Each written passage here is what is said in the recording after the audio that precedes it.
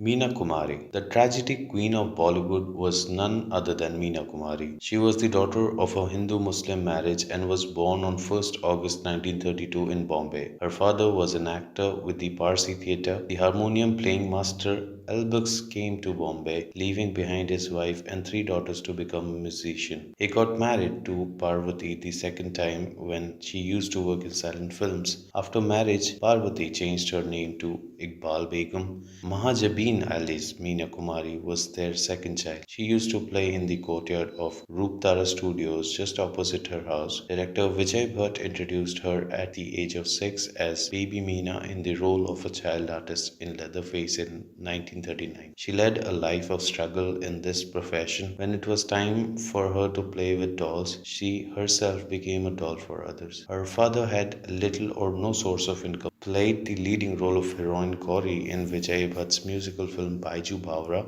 in 1952. It was a big hit, and for this film, Baby Meena was renamed Meena Kumari. With the success of the film, she became a star. She won the first Filmfare Award for Best Actress in 1953 for Baiju Bawra. Meena Kumari was sober, emotional, and fond of ghazals. During this period, she was deeply drawn towards director Kamal Amrohi and ultimately got married to him in 1953. But her married life was never easy. She served her relations with her husband in 1964. Her anguish-filled voice attached the masses. She was the main earning member of her large family. Prior to Baiju Bawra, she had performed in social and mythological films like Veer Ghatotkaч, Sri Ganesh, Mahima, Hanuman, Patal, Vijay, and Lakshmi Narayan in 1951. Ashok Kumar produced Parinita in 1953, with herself acting as the hero opposite Meena Kumari. The film was directed by Bimal Roy and proved to be a big hit. She won the Filmfare Award for the Best Actress for this film.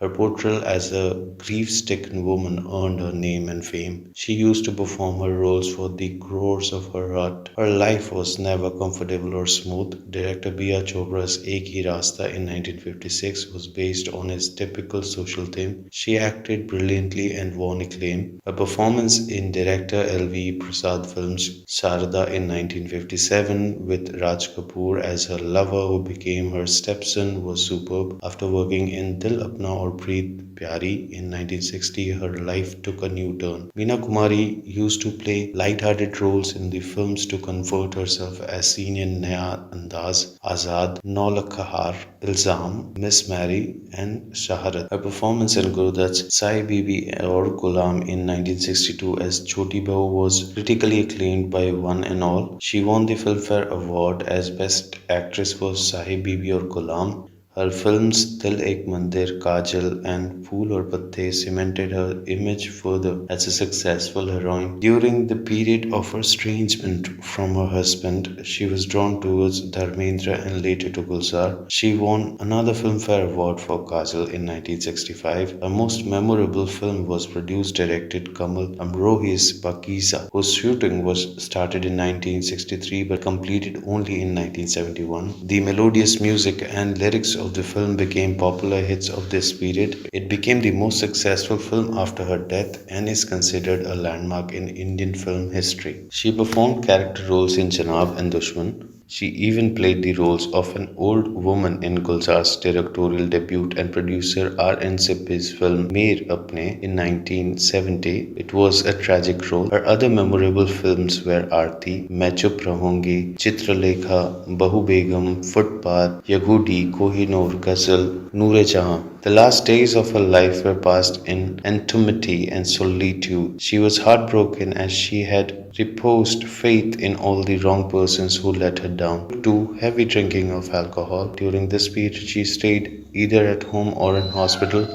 composing ghazals which were published by Gulzar after her death. She died on 31st March 1972 from cirrhosis of liver, and after a few weeks of the release of her film Pakeeza, she died a sad death while struggling for life in hospital due to lack of financial assistance for her relations who had drained her earnings during her heydays.